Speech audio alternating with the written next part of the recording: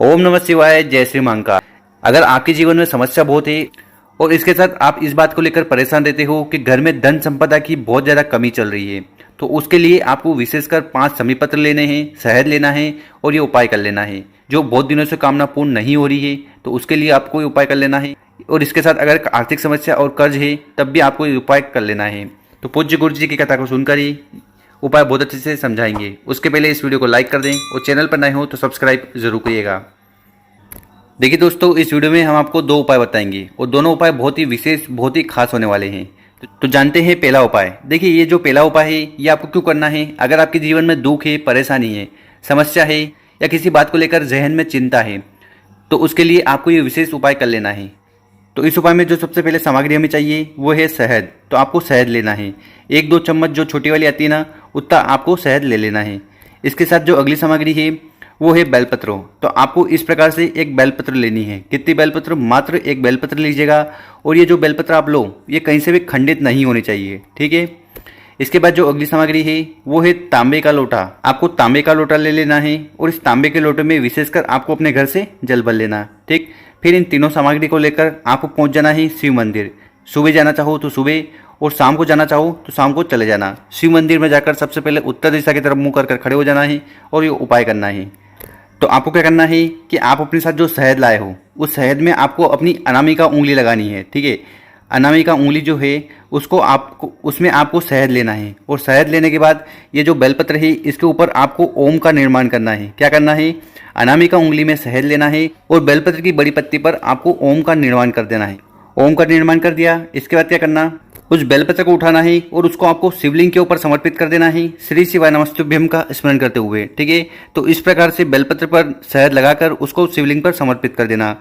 और शिवलिंग पर उल्टा बेलपत्र समर्पित होता है, तो जहाँ शहद लगाया है वो शिवलिंग से स्पर्श होना चाहिए। इसके साथ इसकी जो डंडी होगी जलाधारी की तरफ होगी, बड़ी पत्ती आपकी तरफ होगी। तो इस प्रकार से आपको ये शहद वाला बेलपत्र समर्पित कर देना है। इसके बाद आपके पास जो जल का लोटा है उसको उठाना है और उसको आपको शिवलिंग के ऊपर समर्पित कर देना है, श्री शिवाय नमस्तुभ्यम का स्मरण करते हुए। तो इस प्रकार से ये उपाय कर लेना। उसके बाद यहाँ पर आपको बैठ जाना है और भगवान भोलेनाथ से कामना करना है कि हे भोलेनाथ, हमारे जीवन में जो भी समस्या, जो भी दुख, जो भी परेशानी है उन्हें जल्द से जल्द खत्म करें, ठीक है। अब वो समस्या बीमारी को लेकर हो सकती है, ठीक, या किसी कामना को लेकर भी हो सकती है, तो उसका आपको स्मरण कर लेना है आप। और उसके बाद यहाँ पर आप जल चढ़ाओगे तो वो जल बहता हुआ जलाधारी की तरफ से नीचे आएगा, ठीक। तो यहाँ पर आपको पात्र रख लेना है, उस पात्र में उस जल को आपको इकट्ठा कर लेना है। और इकट्ठा करने के बाद उस जल के लोटे को आपको अपने घर पर ले जाना है, ठीक है। और घर पर ले जाकर उस व्यक्ति को ग्रहण करवाना है, पिलाना है, जिसकी किस्मत बहुत ज़्यादा खराब चल रही है, उसके जीवन में कुछ न कुछ समस्या, कुछ न कुछ दुख आ ही रहे हैं, या अगर वो किसी बात को लेकर चिंता करता है तब भी आपको ये उपाय कर लेना है। तो 3 बार जल को पीना है, श्री शिवाय नमस्तुभ्यम का स्मरण करते हुए। तो इस प्रकार से आपको ये उपाय कर जल को ग्रहण करना है। तो इस प्रकार से ये विशेषकर उपाय कर लेना। अब जान लेते हैं गुरुजी द्वारा बताया गया दूसरा उपाय। देखिए, अगर आपके घर में धन की बहुत कमी है, माता लक्ष्मी का बिल्कुल भी वास नहीं है, आर्थिक समस्या आपके जीवन में आ रही है, इसके साथ आप मेहनत का बहुत करते हो पर मेहनत का फल आपको नहीं मिलता, क्या है, तो ऐसे में आपको विशेषकर ये उपाय कर लेना है। तो इस उपाय में जो सबसे पहले सामग्री चाहिए वो है तांबे का लोटा। तो आपको तांबे का लोटा लेकर इसमें जल भर लेना है। इसके बाद जो अगली सामग्री है वो है शहद। क्या लेना है आपको? शहद। कितना लेना है? 1-2 चम्मच, जो छोटी वाली आती है ना, उतना ले लीजिएगा। इसके बाद जो अगली सामग्री है वो है समी पत्र। क्या है? समी पत्र। देखिए, समी पत्र भगवान भोलेनाथ को बहुत ज़्यादा प्रिय है। बेलपत्र के बाद जो अगली जो सामग्री भगवान भोलेनाथ को प्रिय है वो समी पत्र ही है। तो विशेषकर आपको ये समी पत्र वाला उपाय कर लेना है। तो कितना समी पत्र की जरूरत है? तो इस उपाय में आपको जरूरत होगी 5 समी पत्र की, ठीक है। तो इस प्रकार से 5 समी पत्र ले लीजिएगा। और जब भी समी पत्र की बात हो तो इस प्रकार से आपको पूरा एक समी पत्र लेना है, ठीक। समी पत्र ले लिया, फिर इन सामग्री को लेकर आपको पहुंच जाना है शिव मंदिर। कब जाना है? सुबह जाना चाहो तो सुबह, शाम को जाना चाहो तो शाम को। शिव मंदिर में जाकर उत्तर दिशा की तरफ मुंह कर खड़े हो जाना है और ये उपाय करना है। तो सबसे पहले क्या करिएगा कि आपके पास जो 5 बेलपत्र हैं उनको आपको उठाना है और शहद में आपको भिगोना है। तो कुल मिलाकर आपको 5 समी पत्र पर शहद का लेपन कर देना है, शहद से उनको भिगो देना है।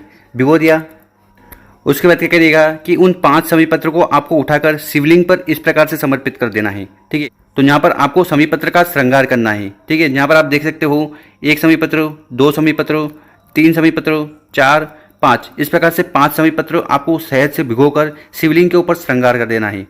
गुरुजी कहते हैं कि इस विशेष रूप से अगर आप इस प्रकार से श्रृंगार शिवलिंग का कर देते हैं तो इससे भगवान भोलेनाथ बहुत ज़्यादा खुश होते हैं और आपकी कामना इच्छा पूर्ण करते हैं।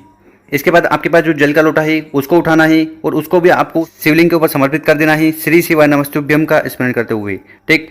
और उसके बाद यहाँ पर आपको बैठ जाना है और भगवान भोलेनाथ से कामना करना है कि हे भोलेनाथ, हमारे घर में जो धन की कमी है, माता लक्ष्मी का बिल्कुल भी वास नहीं है, साथ ही साथ हम कर्ज से बहुत ज़्यादा परेशान हैं, हमारे जीवन में आर्थिक समस्या बहुत ज़्यादा चल रही है, हमारा जो व्यापार है उसमें हमें उन्नति नहीं मिल रही है, साथ ही साथ नौकरी में उन्नति नहीं हो रही है, ठीक है। तो धन से जुड़ी कौन सी भी समस्या अगर आपके जीवन में है तो 5 समीपत्र शहद वाले आपको शिवलिंग पर चढ़ा देना है और उसके बाद एक जल का लोटा समर्पित कर देना है। गुरुजी कहते हैं इसके बाद आपके घर में जो भी धन से जुड़ी समस्या है वो खत्म होगी, कर्ज से जुड़ी समस्या है वो खत्म होगी। तो कर देखिएगा, बहुत ही विशेष उपाय है, आपको ये उपाय जरूर करना चाहिए।